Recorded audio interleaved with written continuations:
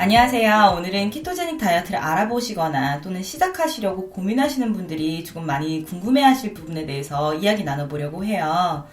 키토시스, 즉 케톤 상태의 수많은 장점이 있음에도 불구하고 사실 한국의 식단은 대부분 탄수화물로 이루어져 있기 때문에 이 식단대로 평생 살아가기에는 조금 어려움이 있어요. 사회와 동떨어져서 살아갈 순 없잖아요. 그래서 저는 어느 정도 접점을 찾아가는 게 매우 중요한 것 같아요.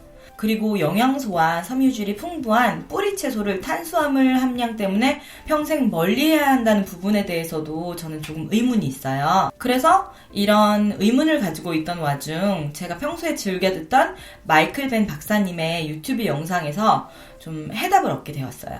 그리고 제 스스로 그 내용을 직접 테스트를 해봤고 저에게는 이 방법이 잘 맞는다고 생각되어 여러분들께 오늘 공유해드리고 싶습니다. 먼저 영상 오른쪽 밑에 구독 버튼 누르시고 종 모양 누르시면 앞으로 제가 건강과 키토제닉 다이어트 관련한 내용 올리면 바로 확인하실 수 있으니 눌러주세요.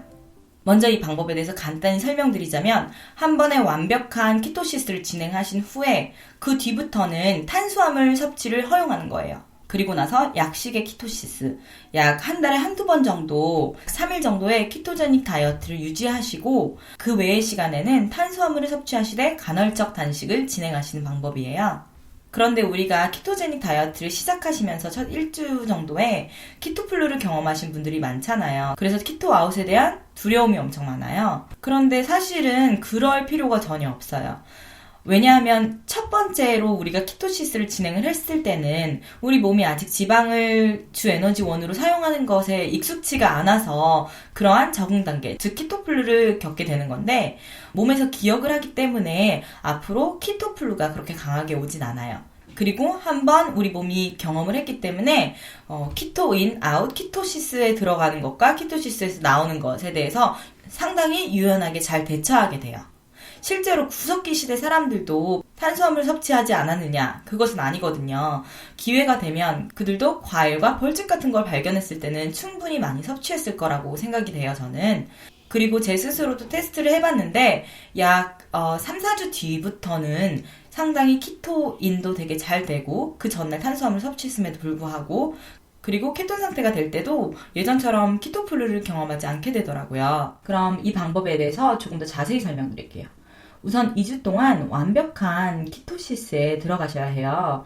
저는 개인적으로 약 3, 4주를 추천드리는데요. 이건 개인의 상태에 따라서 다 다르기 때문에 이 부분은 여러분이 몸 상태를 보시고 결정하셔야 될 것 같아요. 그런데 저는 가능하다면 길면 길수록 좋다고 생각되니 2주 후에도 여러분들이 키토제닉 식단을 잘 유지하실 수 있다면 조금 더 길게 진행하시는 것을 추천드려요. 이 시간이 왜 중요하냐면 그동안 우리 몸이 탄수화물, 즉 포도당을 주 에너지원으로 살아왔기 때문에 우리 몸이 지방을 주 에너지원으로 살아가는 모드를 잘 알 수가 없어요. 그렇기 때문에 우리 몸이 지방을 주 에너지원으로 살아갈 수 있도록 일깨워주는 기간이에요. 그리고 그 후에 한 달에 약 한 번 또는 두 번 정도 3일간의 완벽한 키토제닉 식단을 유지하시고 그 외에는 양질의 탄수화물 섭취를 허용하면서 간헐적 단식을 유지하시는 방법이에요. 간헐적 단식은 최소 16시간으로 생각하시면 되는데요. 만약에 저녁을 7시쯤에 마무리하시면 다음날 11시부터 식사를 하신다고 생각하시면 돼요. 그런데 이 시간은 사실 길면 길수록 좋아요. 왜 간헐적 단식이 중요하냐면 우리 몸이 케톤 상태에 들어가기 위해서는 탄수화물 함량을 제한하거나 또는 단식을 해서 몸에 남아있는 포도당을 모두 사용하고 지방을 끌어다 쓰는 모드로 전환하는 방법이 있어요. 그래서 간헐적 단식을 통해 그 단식 시간 동안 키토시스 상태를 경험하시게 되는 거죠.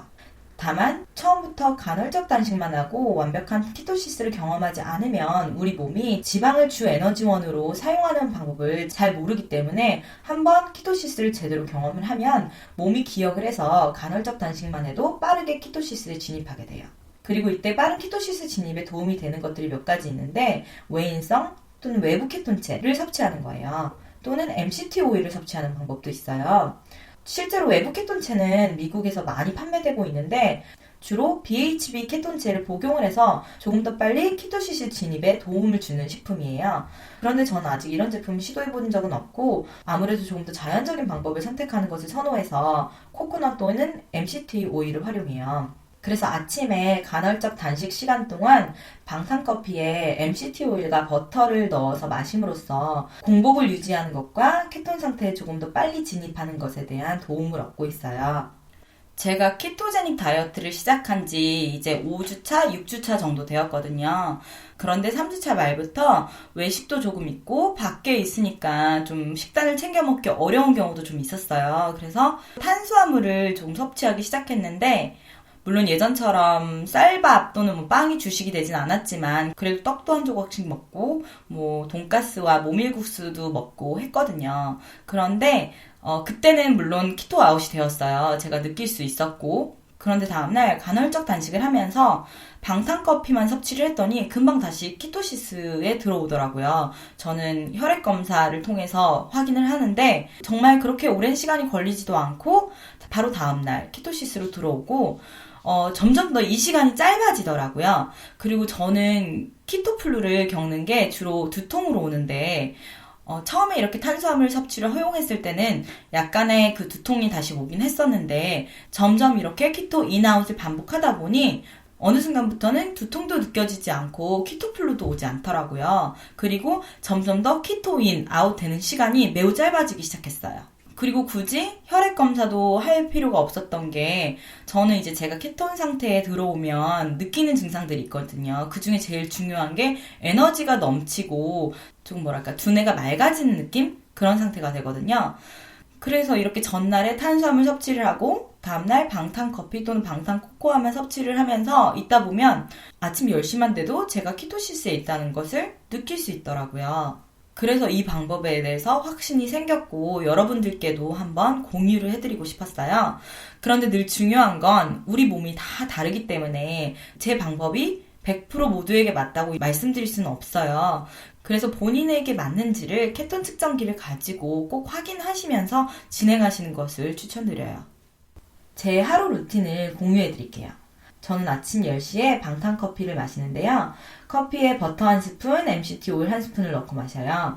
그리고 2시쯤에 방탄코코아를 또 한 잔 마셔요. 유기농 코코아 파우더 한 스푼을 넣고 버터도 한 스푼 넣고 MCT 오일도 한 스푼 넣어서 만들어 먹고 있어요. 그리고 2시에서 6시 사이에 조금 출출하면 마카다미아 너트나 치즈 또는 가끔 90% 이상 다크 초콜릿을 먹고 있어요.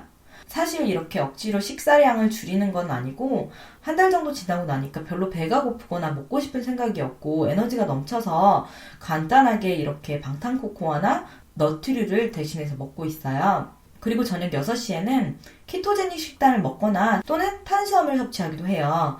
바나나는 거의 이틀에 한 번꼴로 자주 먹고 있고요. 가족과 함께 외식을 하면은 탄수화물 섭취도 허용하고 있어요. 굳이 억지로 탄수화물을 크게 참지는 않고 있어요. 그런데 물론 이렇게 뭐 빵이나 밥을 주로 먹지는 않아요. 그리고 집에 있을 때는 되도록이면 키토제닉 식단을 유지하려고 하고 있으나 바나나나 과일 같은 부분은 전혀 제한하지 않고 있어요.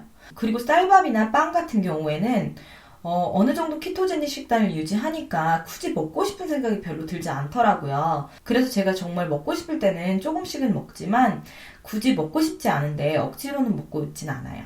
물론 이 방법은 키토제닉 다이어트 식단을 철저히 지키셨을 때 오는 체중 감량의 효과는 기대하시기는 조금 어려워요. 그래서 키토제닉 식단으로 목표한 체중을 어느 정도 감량하신 분들 또는 건강을 목적으로 키토제닉 다이어트를 진행하시는 분들이 평생 이 식단의 장점을 얻으실 수 있는 방법으로 생각됩니다. 저의 경우에는 제가 키토제닉 다이어트를 시작한 지 약 5주 정도 됐는데 2kg 정도를 감량했어요. 그런데 저는 키토제닉 다이어트를 시작하기 전에 산후 다이어트로 상당히 많은 체중을 감량을 했고 좀 정체기가 온 상황에서 키토제닉 다이어트를 해서 2kg를 뺀 케이스예요. 물론 더 많은 체중 감량을 해서 미용상의 목적으로 정말 날씬하면 좋겠지만 어느 정도 제가 목표한 체중을 감량을 했고 그리고 저는 이 키토제닉 식단을 건강을 목적으로 하기도 하고 또한 이 가족들이 있기 때문에 외식도 하게 되고 탄수화물을 아예 배제할 수는 없어요. 그래서 저 같은 경우에는 이 방법이 매우 잘 맞는다고 생각됩니다. 주변에 키토제닉 다이어트를 하시는 분들이 있거나 시작하려고 고민하시는 분들이 있다면 이 영상 공유하셔서 함께 건강하고 성공적인 다이어트 하세요. 이 영상이 도움이 되셨다면 좋아요, 구독 꾹 눌러주시고 궁금하신 점은 언제나 댓글 부탁드려요. 모두의 건강 그리고 행복을 응원합니다.